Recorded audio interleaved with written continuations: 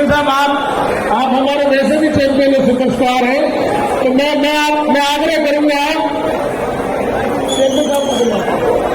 Champion साहब मैं आग्रह करूंगा, लेकिन बोल के जाना नहीं है, पंचायत निपटा के जाना आपको। तो मैं आग्रह करूंगा आप भी अपना मार्गदर्शन हमें दें।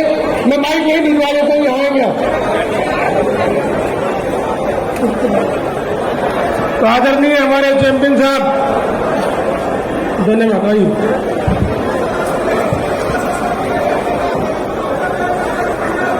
सम्मानित मंच, अति सम्मानित,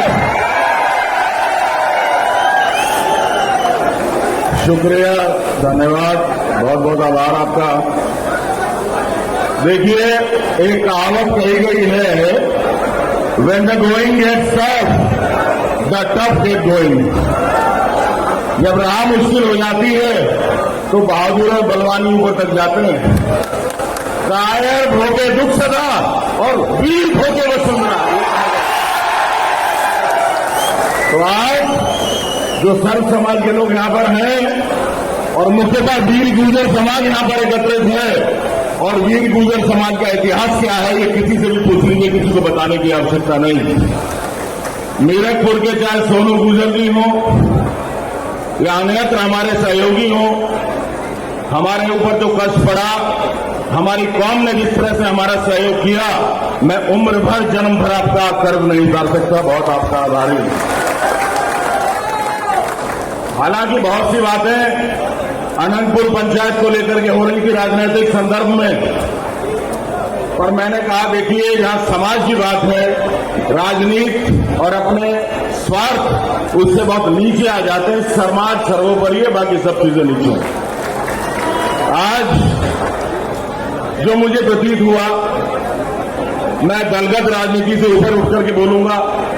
हर एक को राजनीतिक पहचान बनाने के लिए अलग अलग दल से अपनी पहचान बनानी पड़ती है, लेकिन जो चेहरे यहां पर मौजूद हैं हमारे पुराने सहयोगी भी हैं।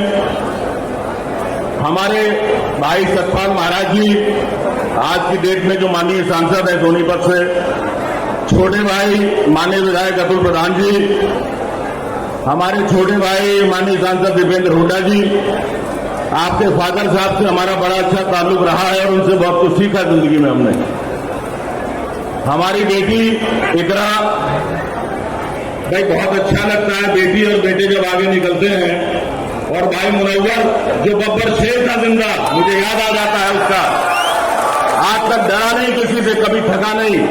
बात दीगर है कि उसको कुदरत के हाथों ने हमसे छीन लिया, नहीं तो गिनीज बुक में वर्ल्ड रिकॉर्ड में नाम लिखाने वाला अकेला मुनव्वर हसन है, आपको याद होगा।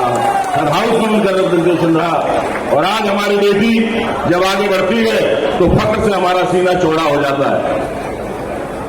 हमारे भाई टिकैत साहब, जिनके फादर साहब से बाबा महेंद्र सिंह टिकैत जी से मेरा बहुत नजदीकी रिश्ता रहा, मेरे ताऊ जी, जिंदगी में संघर्ष करना हमने उनसे सीखा। जब पहली बार विधायक बने थे हम 2002 में, अब से 24 साल पहले, 23 साल पहले, उनका बहुत आशीर्वाद हमारे ऊपर रहा। बाकी मैं जिनका नाम नहीं ले पा रहा हूं, उनके प्रति भी अपना सम्मान प्रकट करते हुए मैं ये कहना चाहूंगा कि हमें समस्या का निवारण ढूंढना है, समस्या को उठा करके काबू से बाहर नहीं करना। मेरी बात का बुरा ना माने, मैंने कल अपना एक स्टेटमेंट फेसबुक पर डाला था और उसमें मैंने कहा था कि इंडियन फॉरेस्ट एक्ट अंग्रेजों ने, जब अंग्रेजों की हुकूमत हिंदुस्तान पर थी, भारतवर्ष गुलाम था, 1865 1865 में से 150 साल पहले बनाया था, और इस नियत से बनाया था कि भारतीयों का शोषण हो सके और यहां के फॉरेस्ट सोर्सेज का दोहन हो सके। जहां पर कोई पेड़ भी नहीं हुआ करता था उस जगह को चिन्हित कर दिया और कह दिया फॉरेस्ट लैंड है।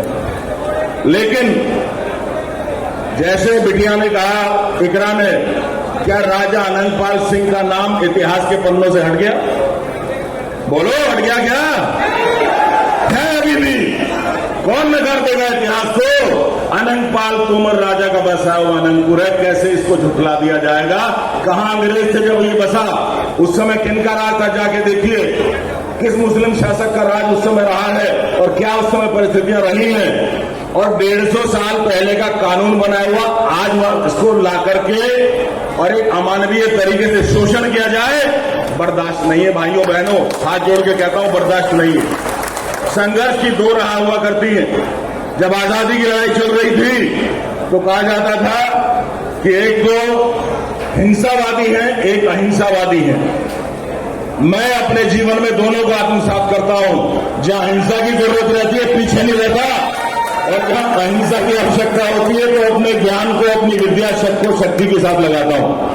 मुझे प्रतीत होता है कि अनंतपुर में दोनों की आवश्यकता है। युवा राष्ट्र के कर्णधार है, अपने समाज के कर्णधार हैं। आप लोग एक बार सुप्रीम कोर्ट के जजमेंट का अवलोकन करें, और ऐसा नहीं है कि एक जज ने अगर कोई आदेश दे दिया, हम डिवीजन बेंच में जा सकते हैं, हम सीजीआई की बेंच में जा सकते हैं, एंड वैसा we can challenge it. What is the problem? We can go and challenge it in the court, and I am sure that we are going to get the jurisprudence and the justice out of it.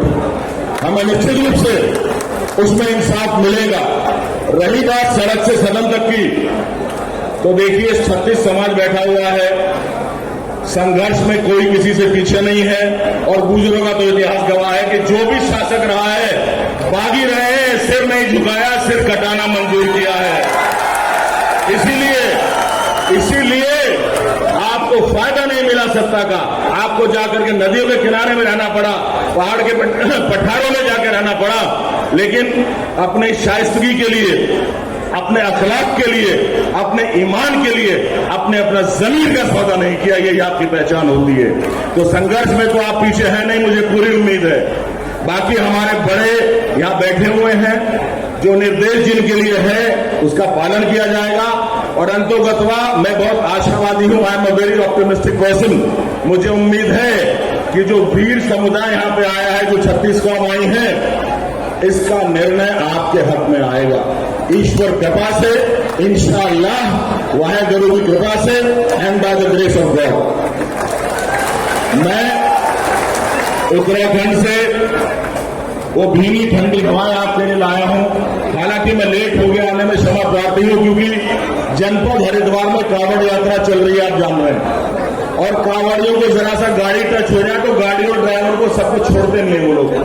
तो हम 2-2.5 घंटा late हो गए। चक्कर में मैंने बोलो भाई हाथ जोड़ के हमें जान दो, हम महापंचायत में जा रहे हैं, नहीं तो मैं 2.5 घंटा पहले आ जाता। मुझे प्रताप जी ने आदेश दिया है कि अभी जाऊंगा नहीं।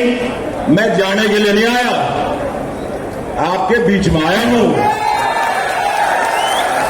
लहरों से डर के कभी कश्ती पार नहीं होती, और हिम्मत करने वालों की